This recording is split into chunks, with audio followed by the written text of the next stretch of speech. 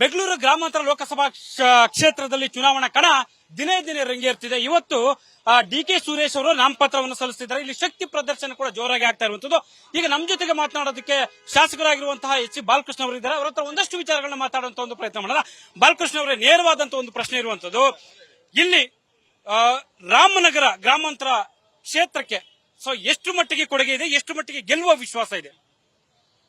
ನಾನು ಮಾಧ್ಯಮಗಳ ಮುಖಾಂತರ ಭಾರತೀಯ ಜನತಾ ಪಕ್ಷದ ಅಭ್ಯರ್ಥಿಗೆ ಮನವಿ ಮಾಡ್ತೇನೆ. ನೀವು ಒಂದು ಸಂವಾದವನ್ನ ಮಾಧ್ಯಮದವರು ಏರ್ಪಡಿಸಿ ರಾಮನಗರದಲ್ಲಿ, ಆವಾಗ ಅವರ ಅಭ್ಯರ್ಥಿನೂ ಬರಲಿ, ಬಿಜೆಪಿ ಅಭ್ಯರ್ಥಿ, ನಮ್ಮ ಅಭ್ಯರ್ಥಿನೂ ಕರ್ಕೊಂಡ್ ಬರ್ತೀವಿ.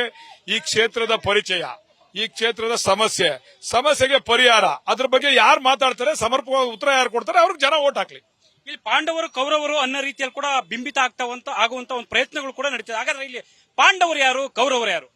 ಭೂತದ ಬಾಯಿನಲ್ಲಿ ಭಗವದ್ಗೀತೆ ಕೇಳ್ದಂಗೆ ಯೋಗೇಶ್ವರ್ ಅವರು ಮುಂದಿನ ತವ್ರ ಬಾಯಿನಲ್ಲಿ ಪಾಂಡವರ ಕೌರ ಬಗ್ಗೆ ಕೇಳ್ತಾ ಇರ್ತಕ್ಕಂಥದ್ದು. ಯಾವಾಗ್ಲೂ ಕೂಡ ಕೌರವರನ್ನೇ ಮುಂದಿಟ್ಕೊಂಡು ಚಿತ್ರ ಮಾಡ್ತಕ್ಕಂಥ ಮುನ್ರತ್ನ ಪಾಂಡವರು ಕೌರವರ ಬಗ್ಗೆ ಮಾತಾಡ್ತಕ್ಕಂಥದ್ದು ದುರಂತ ಅಂತ ನಾನು ಹೇಳಲಿಕ್ಕೆ ಇಚ್ಛೆ ಪಡ್ತೀನಿ. ಒಂದು ಇಲ್ಲಿ ಬಹಳ ಮುಖ್ಯವಾಗಿರುವಂತದ್ದು, ನೀವು ಹೇಳ್ತಾ ಇದ್ರೆ ಡಿ.ಕೆ. ಸುರೇಶ್ ಅವರು ಸ್ಥಳೀಯರು ಅನ್ನುವಂತ ಮಾತು ಹೇಳ್ತಿದ್ದಾರೆ. ಹಾಗಾದ್ರೆ ಮಂಜುನಾಥ್ ಅವರು ಯಾರು? ಅದನ್ನ ನೀವು ಕೂಲಂಕುಷವಾಗಿ ಪರಿಶೀಲನೆ ಮಾಡಿ ಜನಕ್ಕೆ ತೋರಿಸಬೇಕು. ನಾವಂತೂ ಸ್ಥಳೀಯರು, ನಾವು ದೊಡ್ಡಾಲಹಳ್ಳಿಯವರು, ಕನಕಪುರದವರು, ಬೇರೆಯವ್ರು ಯಾರು ಅಂತಕ್ಕಂಥದ್ದನ್ನ ನೀವು ಪರಿಶೀಲನೆ ಮಾಡಿ ತೋರಿಸಬೇಕು.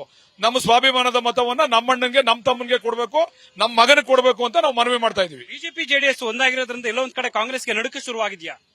ನಡ್ಕ ಶುರು ಕಾಂಗ್ರೆಸ್ಗೆಲ್ಲ ಆಗಿರೋದು ದಳದವ್ರಿಗೆ. ಪಾಪ ಅವರು ಕುಮಾರಸ್ವಾಮಿ ಅವ್ರಿಗೆ ಆ ಒಂದು ಧೈರ್ಯ ಇದ್ರೆ ಅವರೇ ಸ್ಪರ್ಧೆ ಮಾಡಬಹುದಾಗಿತ್ತು. ಮಂಡ್ಯದಲ್ಲಿ ಸ್ಪರ್ಧೆ ಮಾಡ್ತಕ್ಕಂಥ ಅನಿವಾರ್ಯತೆ ಏನಿತ್ತು? ಅಲ್ಲಿ ಯಾರಾದ್ರೂ ಒಬ್ಬ ಕಾರ್ಯಕರ್ತ ನಿಲ್ಸಬಹುದಾಗಿತ್ತು ಅಲ್ವಾ? ಭಯ ಇದ್ದಿದ್ರೆ ಇಲ್ಲಿಂದ ಯಾಕೆ ಹೋಗ್ಬೇಕಾಯ್ತು ಕುಮಾರಸ್ವಾಮಿ ಅವರು? ಅವ್ರ ಚಿಹ್ನೆನೂ ಬಿಟ್ಟುಬಿಟ್ಟು ಬೇರೆ ಚಿಹ್ನೆ ಮೇಲೆ ಸ್ಪರ್ಧೆ ಮಾಡ್ತಕ್ಕಂಥ ಆ ಒಂದು ಅನಿವಾರ್ಯತೆ ಏನಿದೆ ಅವ್ರ ಪಕ್ಷಕ್ಕೆ ಅಂತಕ್ಕಂಥದ್ದನ್ನ ಈ ಸಂದರ್ಭದಲ್ಲಿ ನಿಮ್ಮ ಮುಖಾಂತರ ಕೇಳಲಿಕ್ಕೆ ಇಚ್ಛೆ ಪಡ್ತೀನಿ. ಯಾಕೆ ಡಿ.ಕೆ. ಬ್ರದರ್ಸ್ ಒಂದು ಕೋಟೆ ಕಟ್ಟಿದಾರ ಅಂತ ಬಿಜೆಪಿ ಜೆಡಿಎಸ್? ಕಟ್ತಾ ಇದೀವಿ, ಕಟ್ಕತೀವಿ. ಮುಂದೆ ನಮ್ಮ ಕೋಟೆಲ್ ನಾವೇ ದರ್ಬಾರ ಮಾಡ್ತೀವಿ, ರಾಜ್ಯಭಾರ ಮಾಡ್ತೀವಿ. ಯಾಕೆಂದ್ರೆ ಇಲ್ಲಿ ಒಂದ್ ಕಡೆ ಮುನಿರತ್ನ ಆಗಿರಬಹುದು, ಮತ್ತೆ ಸಿ.ಪಿ. ಯೋಗೇಶ್ವರ್, ಕುಮಾರಸ್ವಾಮಿ ಎಲ್ಲರೂ ಕೂಡ ಒಂದಾಗಿ ನಿಂತಿದಾರಲ್ಲ ಅಂತ. ಅವಕಾಶವಾದಿಗಳು ಯಾರು ಕೂಡ ಆತ್ಮಪೂರ್ವಕವಾಗಿ ಒಂದಾಗಿಲ್ಲ. ಅವನ್ನ ಇವ್ರ ತಳ್ಳ ಆಚೆ ತಳ್ಳಕ್ಕೆ, ಇವ್ರನ್ನ ಅವ್ರನ್ನ ಆಚೆ ತಳ್ಳಕ್ಕೆ ಓಡಾಡ್ತಾವ್ರ ಅಷ್ಟೇನೆ. ಆತ್ಮಪೂರ್ವಕವಾಗಿ ಎಲ್ಲೂ ಒಂದಾಗಿಲ್ಲ. ಯಾರೇ ಒಂದಾದ್ರೂ ಕಾರ್ಯಕರ್ತರು ಒಂದಾಗ್ಲಿಕ್ಕೆ ಸಾಧ್ಯನೇ ಇಲ್ಲ. ಪರಸ್ಪರ ಕಿತ್ತಾಡ್ಕೊಂಡು ರಾಜಕಾರಣ ಮಾಡ್ತಾ ಇರ್ತಕ್ಕಂಥ ಕಾರ್ಯಕರ್ತರುಗಳು, ಅವ್ರಿಗೆ ಅನ್ಯಾಯ ಮಾಡಿರ್ತಕ್ಕಂಥದ್ದು ನಾಯಕರುಗಳು, ಕಾರ್ಯಕರ್ತರುಗಳು ಒಂದಾಗ್ಲಿಕ್ಕೆ ಸಾಧ್ಯನೇ ಇಲ್ಲ.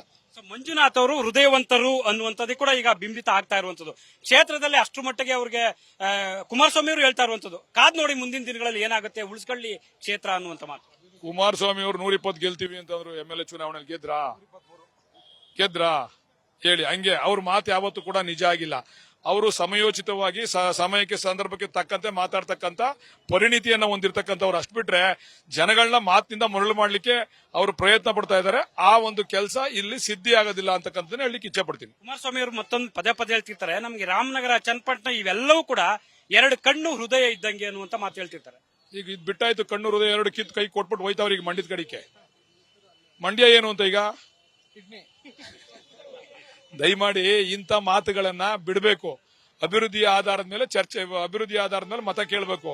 ಅವ್ರು ನಿಜವಾಗ್ಲೂ ಕೂಡ ಕುಮಾರಸ್ವಾಮಿ, ಯೋಗೀಶ್ ಇಬ್ರು ಅಭಿವೃದ್ಧಿ ಮಾಡಿದ್ರೆ ಅವ್ರ ಅಭ್ಯರ್ಥಿನ ಕರ್ಕೊಂಡು ಬರಲಿ ರಾಮನಗರಕ್ಕೆ, ನಮ್ಮ ಅಭ್ಯರ್ಥಿ ಕರ್ಕೊಂಡ್ ಬರ್ತೀವಿ. ನಾವು ಒಂದೇ ಪ್ರಶ್ನೆ ಕೇಳ್ತಕ್ಕಂಥದ್ದು, ಕ್ಷೇತ್ರದ ಪರಿಚಯ ಯಾರಿಗೈತೆ? ಕ್ಷೇತ್ರದ ಸಮಸ್ಯೆ ಯಾರು ಅರ್ಥ ಮಾಡ್ಕೊಂಡವ್ರೆ? ಸಮಸ್ಯೆಗೆ ಏನ್ ಪರಿಹಾರ ಕೊಡಬೇಕು ಅಂತ ಹೇಳಿ ಯಾರು ಹೇಳ್ತಾರೆ ಅವ್ರಿಗೆ ಮತ ನೀಡ್ಲಿ ಅಂತ ಹೇಳಿ ಜನಗಳೆಲ್ಲ ನಾನು ಮನವಿ ಮಾಡ್ತೀನಿ. ಕರ್ಕೊಂಬರ ಕೇಳಿ ಅವ್ರನ್ನ. ಮಂಜುನಾಥ್ ಅವರು ಪ್ರಬಲ ಪ್ರತಿಸ್ಪರ್ಧಿ ಹೌದೋ ಇಲ್ಲವೋ? ನಾನು ಹೇಳಿದ್ರೆ ಅತಿಶಯ ಆಗ್ತದೆ, ಜನಗಳನ್ನ ಕೇಳಿ ನೀವು.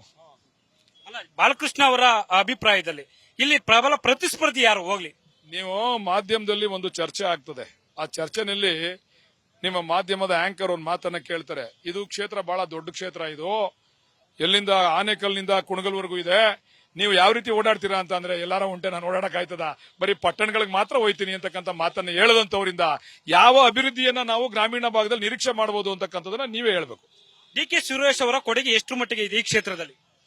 ಇನ್ನೇನ್ ಪುಸ್ತಕ ಬಿಡುಗಡೆ ಮಾಡ್ತೀವಿ, ನಿಮ್ಮನ್ನೇ ಕರೆದು ಏನಾಗಬೇಕು, ಏನಾಗೈತೆ ಅಂತ ಹೇಳಿ, ಆಮೇಲೆ ನೀವು ಉತ್ತರ ಹೇಳಬೇಕು, ಜನಗಳು ಉತ್ತರ ಹೇಳ್ತಾರೆ.